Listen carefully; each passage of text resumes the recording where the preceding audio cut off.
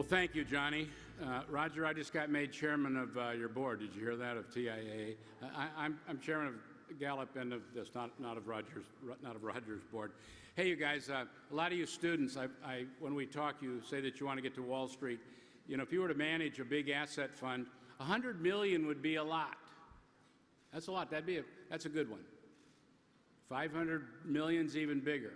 You know what's big's a billion. 10 billion's big. Johnny said that this was a very big businessman. The assets that he manages are $1 trillion. You know, in business, you don't really need the word trillion. We use billion sometimes, a lot of hundreds of million, that kind of thing. Unless you're in government, there is no such word called trillion.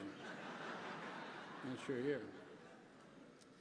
Well, good evening. Celebrating 30 years is a major accomplishment. And Joyce, what a great pleasure it's been working with you over the last 14 years.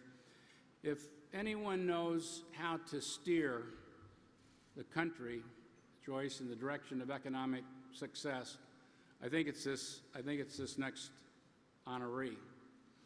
Roger Ferguson is President and Chief Executive Officer of the Fortune 100 Financial Services Organization, as I said, TIAA. He's the former Vice Chairman of the Board of Governors of the U.S. Federal Reserve System. He represented the Federal Reserve on several international policy groups and served on key Federal Reserve System committees. On 9/11, he led the Fed's initial response to the terrorist attacks, taking actions that kept the U.S. financial system functioning while reassuring the global financial community that the U.S. economy would not be paralyzed. Roger's an American hero. Mr. Ferguson previously served on President Obama's Council on Jobs and Competitiveness. Direct your attention to the screen to learn more about this outstanding and really heroic American man.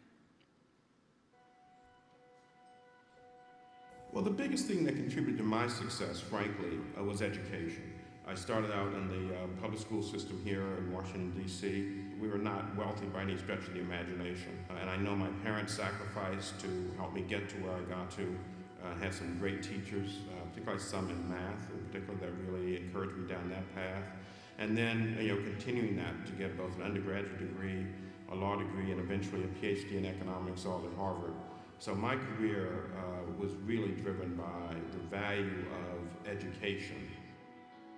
It was my job to lead the Fed as we did the initial responses to the terrorist attacks on 9/11, but I couldn't have done it by myself. There were literally thousands of people in the Federal Reserve System that did important things to help keep the U.S. economy afloat and to help make sure that we didn't have a big crash here in the U.S. And I will say the fact that I think was generally perceived to be successful in helping us to avoid a big crisis after 9/11 put me in a slightly different position in terms of recognition, at least in the financial services industry, that I think helped propel me to become the CEO of TIAA. It's a mission-driven organization. We've existed for about 100 years, and our mission is to really drive the financial well-being in the not-for-profit sector, with particular focus on higher education. We put a great value on how we do things. We've won the award from Ethisphere as one of the world's most ethical companies several times. We've been recognized by Diversity Inc. as one of the best 50 companies for diversity. We won the Lipper Award for the best large mutual fund complex. That's sort of like winning the Academy Award for best performance 5 years in a row, unheard of. And so we're really proud of both what we do and how we do it. I've got to tell you, receiving this award from the Thurgood Marshall College Fund is really one of the high points of my life. The Thurgood Marshall College Fund really embodies two things that are so important to me. First, the notion of college, and particularly the fun part of it. So, helping students, HBCUs succeed, grow, develop, and be financially stable. And then the fact that it's named for Thurgood Marshall.